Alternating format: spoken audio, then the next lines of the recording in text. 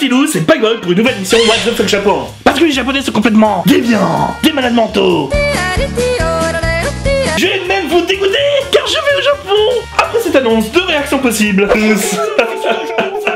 Allez vous faire foudre. Mais lâche-moi ça, les cloportes, c'est tout ce que tu veux. C'est pour ça qu'en bon gars, et puis surtout ça me coûte rien, je vais vous expliquer comment aller au Japon. La préparation. Pour aller au Japon, il faut un passeport. Non mais attendez, un passeport à jour. Putain, it's crazy. Et mon vaccin un jour. Au fond de toi, tu as envie de me tabasser à mort. Mais tu peux pas car je suis juif.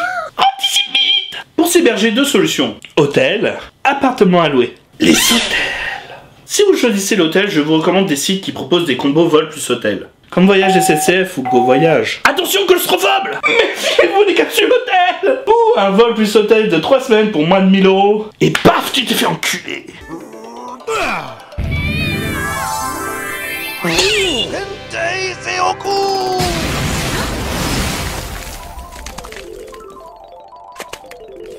Qu'est-ce qu'une capsule hôtel? Tu te souviens du film Buried? Mais si, le film où le gars est enterré vivant. En fait, le film est tourné dans une capsule hôtel. Putain, it's crazy. Les hôtels capsules sont des hôtels dont la particularité est d'être composés uniquement d'une cabine pour s'endormir ou regarder la télé. Les cabines sont composées d'un tube généralement en plastique ou en fibre de verre, font à peine 2 mètres de longueur pour 1,25 m de hauteur, et les sanitaires sont communes et les valises rangées à l'entrée.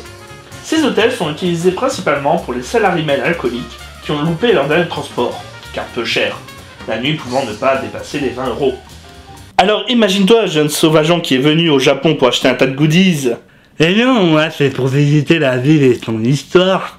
Mon pas enculé. レモン57、レモン58、レモン59、レモン60個分のビタミン。はっきり？ビタミンC。次、山根。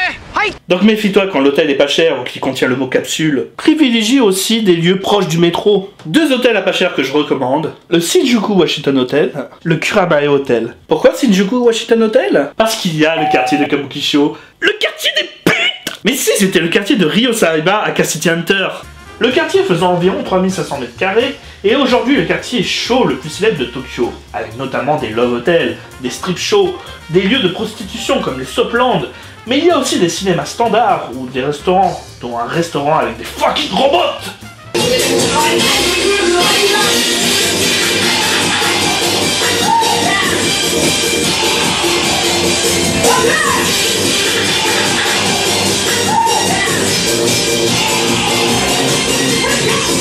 Alors ne mens pas, jeune sauvageon, tu es venu pour te faire de la japonaise. Mais non, moi c'est pour visiter le musée Ghibli. Mais quel fils de Bulma, tu fais sérieux?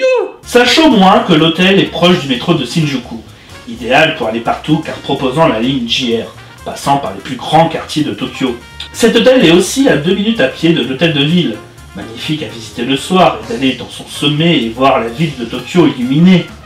Et bien sûr, il y a des salles d'arcade Sega où j'ai gagné des figurines JoJo's Bizarre Aventure. J'étais content de moi. 40 € de dépensés. Mais j'avais gagné cette figurine. Jusqu'à ce que je remarque un magasin la vendant 15 €.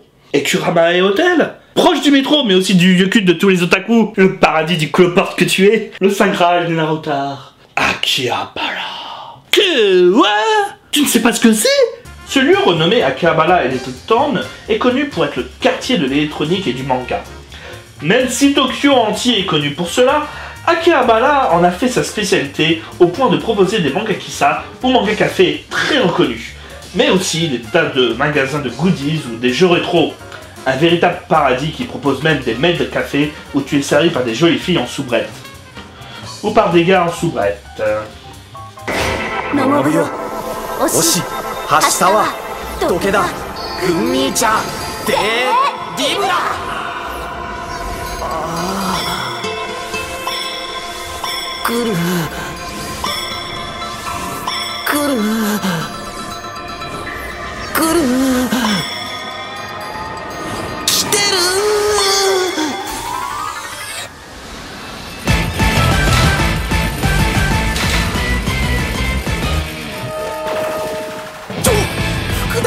Mais aussi pour les otaks dans un Gundam Café ou Café de Paris pour les nostalgiques de la France.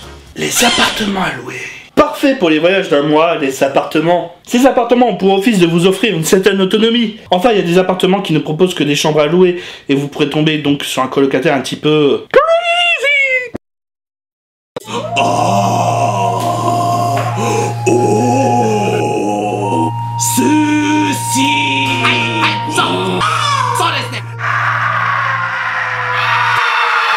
Laisse faire en appartement Sakura House. Tous les quartiers sont disponibles avec des recherches précises, comme proche des transports, et allant de 60 000 yens à 120 000 yens, en euros 500 à 1000 euros. N'oubliez pas que vous aurez aussi une caution de 200 euros à leur donner, mais bien entendu rendue à la fin du voyage, si tu n'as pas souillé ton appart. Petit sauvageon. L'avantage c'est de pouvoir vivre véritablement comme si vous étiez au Japon. Vous faites tout vous-même, découvrez des gens dans l'appartement, ambiance véritablement sociale. Enfin, si t'es un otaku, tu fais pas dans le social. En complément de autres sites, Vive le Japon et Logement Tokyo. La compagnie aérienne.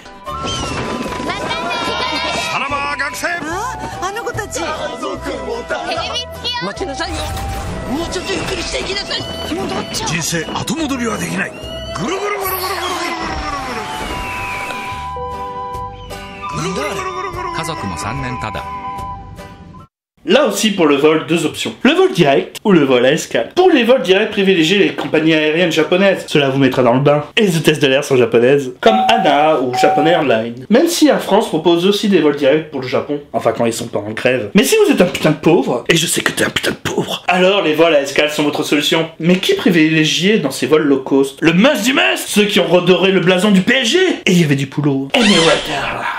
Déjà, une escale à Dubaï, c'est pas le pays de merde, s'il te plaît. Et pourquoi eux? C'est bien simple, mettre dans les vols économiques en seconde place, tu pourras allonger ton siège à fond. Et 14 heures de vol, t'auras envie de dormir. Mais aussi et surtout, contrairement aux compagnies japonaises et françaises en vol direct, ils proposent 30 kilos en valise et 15 kilos en sac. Mon premier voyage, j'étais venu avec une valise de 8 kilos. Et un sac de 3 kilos. Je suis revenu avec 2 valises, 23 kilos en tout, un sac de 10 kilos et un colis de 5 kilos que j'ai envoyé en France. Autant dire j'ai pas fait des dépenses de PD, même si j'ai acheté des figurines JoJo's Bizarre Aventure. Si tu viens pour le shopping, et je sais que tu viens pour le shopping, mais non, moi c'est pour visiter des tentes hindouistes. Mais ferme ta gueule, merdeux! Personne te croit! Donc quand tu reviendras de France, tu seras content de rentrer avec un tas de goodies qui feront de toi le roi de l'otak. What's the Fuck Japon, c'est fini pour aujourd'hui. Le prochain numéro sera sur les shows télévisés japonais. J'espère que vous aurez appris des choses. Et si vous avez aimé l'émission, n'hésitez pas à partager. Putain, it's crazy!